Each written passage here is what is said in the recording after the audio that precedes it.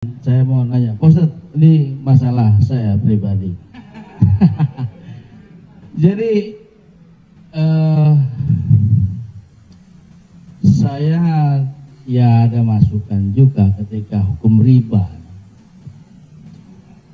Mobil itu ini umum ya kan. Jadi mobil kita jual, kemudian kita coba berusaha cash. Saya untuk menghilangi kredit. Nah, saya mau tanya, ini juga amanat dari keluarga saya, dipastikan lagi.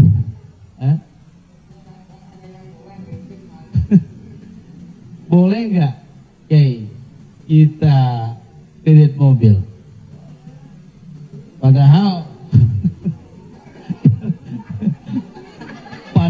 ini menjadi hal penting bagi saya untuk mobilisasi kemana gitu. Saya punya anak kan tadi baru kelar UIN, jadi ini saya lagi diceramai gitu. Papa udah apa jual, kita nggak usah dulu, lillahi ta'ala aja. Ya saya bilang ini lillahi ta'ala agak-agak susah, saya bilang gitu. Tapi ini real, saya jual, saya mencoba untuk beli cash, nungguin cash lama. Jadi jangan suka buka aib orang, Mbak.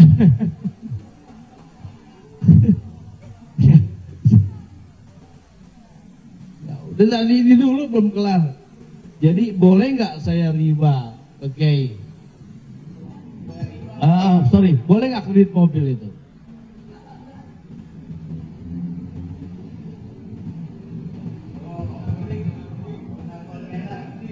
Alhamdulillah CRV jadi baru gue. Buka Google, ada tulisan saya di situ. Nanti Bapak, Ibu, Abang, Mas share ke teman-teman. Buka Google, tulis di situ Somad Morocco, SOMADMOROCCO,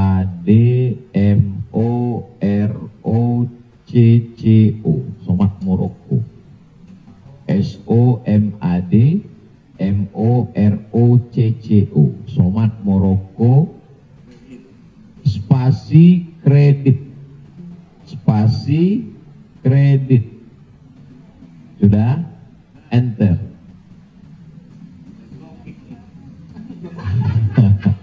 Somad Morocco spasi kredit, tulisan yang paling atas kredit, ada tanda tanya, ASKA. Di situ jawaban. Saya sudah tulis tentang masalah kredit ini.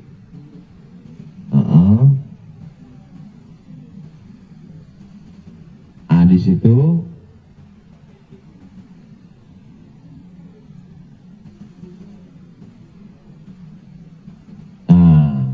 bisa dibaca.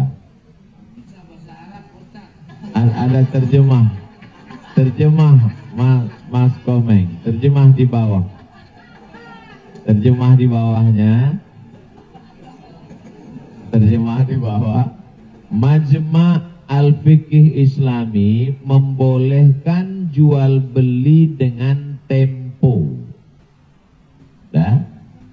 Membolehkan jual beli dengan tempo, jangka waktu _ kredit pada konferensi ke-6 yang dilaksanakan di Jeddah pada tahun 1990 dalam keputusan tersebut. Jadi jual beli dengan tempo kredit itu boleh. Bawah, ini penjelasannya. Yang bawah langsung bahasa ke jawaban. Jual beli kredit itu tidak ada keberatan di dalamnya, boleh jika waktu dan tambahannya diketahui. Dibayar dalam waktu 2 tahun. Dibayar dalam harga 200 juta. Dicicil 1 bulan 15 juta, misal 10 juta, 12 juta. Meskipun harga kredit lebih mahal daripada kontan, karena penjual dan pembeli sama-sama mendapat manfaat. Penjual mendapat manfaat tambahan harga dan pembeli mendapat manfaat tempo jangka waktu. Disebutkan dalam Sahih Al-Bukhari, apakah di zaman Nabi ada kredit? Ada dalam Sahih Bukhari, Sahih Muslim, bahwa barirah itu manusia. Waktu itu masih boleh jual manusia, hamba sahaya. Bahwa barirah dijual oleh tuannya dengan cara kredit selama 9 tahun.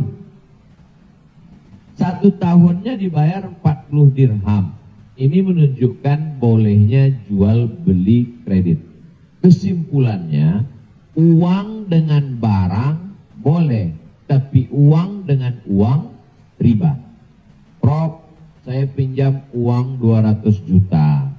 Nanti saya bayar 220, haram, riba. Tapi ketika saya beli mobil, Prof, saya cicil tiap bulan, maka lunas dalam waktu 1 tahun, itu tidak riba, karena akadnya uang dengan barang. Yang jadi masalah ketika kita pergi ke dealer untuk beli mobil, kita katakan kita tidak punya uang cash, dia tidak mau langsung transaksi dengan dia, tapi dia akan libatkan pihak ketiga, penyedia keuangan. Pada akhirnya transaksi kita adalah uang dengan uang. Uang dengan uang, bukan uang dengan barang. Lalu apa solusinya? Pergi ke bank syariah. Kenapa di bank syariah uang dengan barang? Assalamualaikum, waalaikumsalam. Bank syariah, saya mau beli mobil. Terus mau pinjam uang. Kata bank syariah, kami tidak melayani peminjaman uang dengan uang, karena uang dengan uang berbunga haram. Bapak sebetulnya mau beli apa? Mau beli mobil. Kata orang bank syariah, mobilnya kami beli. Bank syariah membeli mobil. Setelah itu bank syariah menjual mobil itu ke kita, maka akadnya kredit sama seperti barirah dibeli pada zaman Nabi, kredit 9 tahun. Jadi akadnya adalah uang dengan barang. Begitu. Allahu a'lam. Ya alhamdulillah. Beli lagi selfie. Kembali lagi pakai syariah. Selanjutnya siapa yang mau bertanya? Silakan umum sekarang.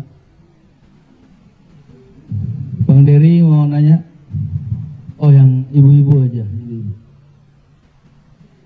Pak.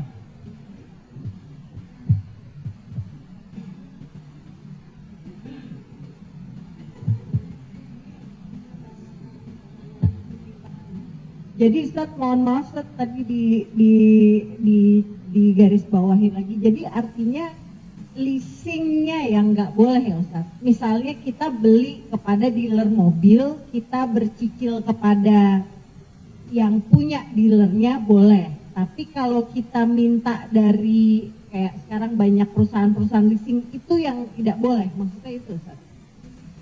Ketika saya mau beli mobil, saya tidak punya uang cash, maka kata si dealer, kami akan arahkan Bapak ke penyedia keuangan. Maka sebenarnya saat itu saya membeli mobil itu cash sebenarnya. Karena dealer tidak mau dia barang ini tidak cash.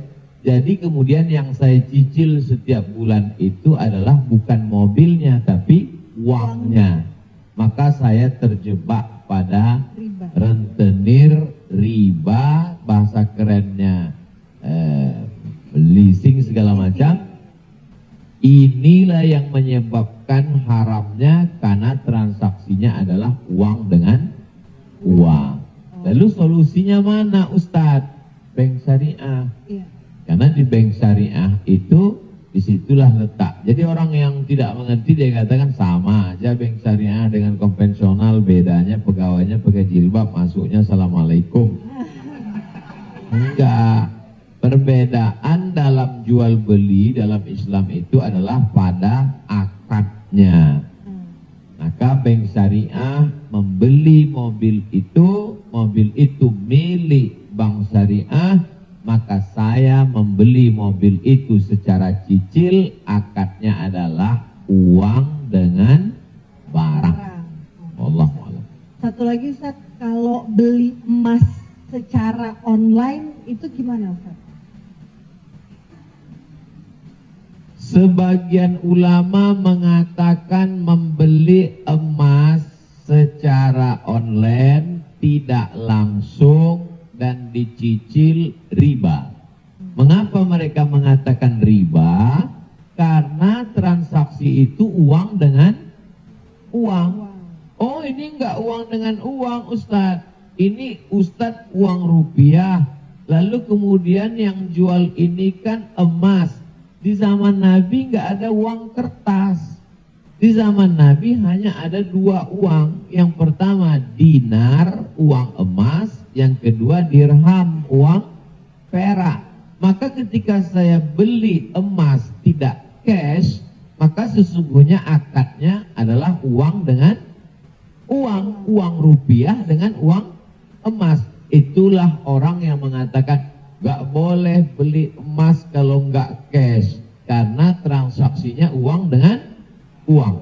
Tapi pendapat kedua mengatakan boleh beli emas kredit tidak cash. Kenapa? Karena zaman sekarang emas sebagai komoditi, emas sebagai barang, emas bukan sebagai uang. Dan fatwa Majelis Ulama, fatwa Ormas Islam kontemporer mengatakan boleh beli emas tidak cash karena emas zaman sekarang bukan uang. Emas sekarang adalah barang. Jadi sama dengan kalau saya beli mobil boleh kredit, maka beli gelang juga boleh, karena bukan uang dengan uang. Di situ letak sebab boleh tidak boleh. Wallahu a'lam.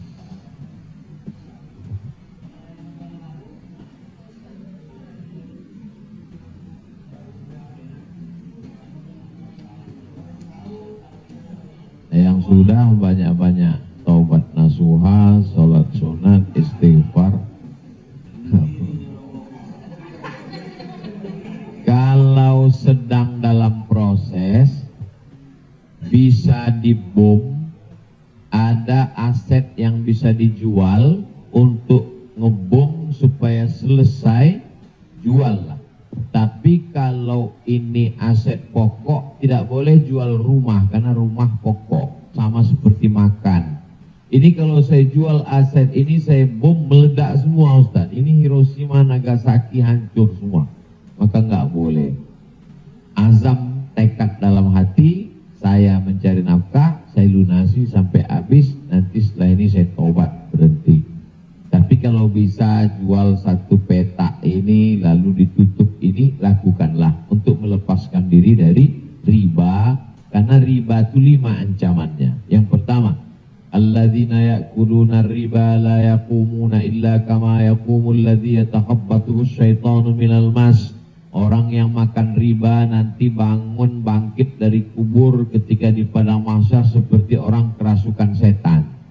Yang kedua, ayyumalah min nabata min haramin fannaru aulabih. Setiap daging di badan tumbuh dari yang haram, maka tempatnya api neraka jahanam. Yang ketiga, orang kalau dia makan haram, maka doanya tidak dikabulkan Allah. Mat'amuhu haram, makanannya haram. Mashrabuhu haram, minumannya haram. Malbasuhu haram, pakaiannya haram. Wa ghudhiya bil haram, dia diberi makanan haram. Anna yustajabula, apakah mungkin doanya dikabulkan Allah? Yang ketiga, yang keempat, nasiyatin kazibatin khati'ah, ubun-ubun, penipu, pembohong, pelaku dosa. Padahal yang berdosa itu tangan, yang berdosa itu mulut. Kenapa dikatakan ubun-ubun? Karena ternyata ada otak bagian depan yang selalu kita usap ketika sedang wudu. Disitulah pemikir, Otak ini berpikir ketika dia dapat semprotan darah. Darah itu menyembur dari jantung. Darah itu dari makanan. Sepiring makanan riba berubah menjadi setetes darah, disemburkan oleh jantung naik ke otak, isi otak haram, maka bawaannya mau haram saja. Gara-gara riba. Heran saya ini Pak Ustadz, kenapa pikiran saya ini mau haram saja? Sebabnya gara-gara makan riba. Yang terakhir, yang kelima adalah tidak ada keberkahan. Hidup ini yang kita cari berkahnya. Makanya ketika anak lahir yang didoakan berkah. Barakallahu laka fil mauhub. Ketika orang menikah yang didoakan berkah. Barakallahu lakuma wa baraka alaikuma. Ketika ketemu yang didoakan berkah. Assalamualaikum warahmatullahi wabarakatuh.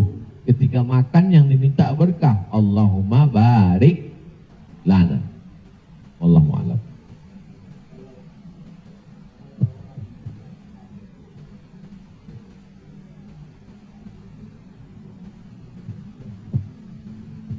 Transaksi uang dengan uang boleh dengan syarat yadan biadin, langsung cash. Maka ketika sampai di Makkah, saya keluarkan uang rupiah, saya katakan saya mau beli rial, langsung cash, boleh. Begitu juga membeli dolar. Saya sampai ke Maroko, saya beli dirham. Maka pemerintah Saudi Arabia tidak akan bisa mengizinkan buka money changer, uang pertukaran uang ini kalau tidak ada fatwa dari ulama. Mereka amat sangat ketat. Jadi boleh tukar ini selama dia langsung dan cash di tempat itu, langsung ya. Wallahu a'lam. Saya, Assalamualaikum. Ustaz,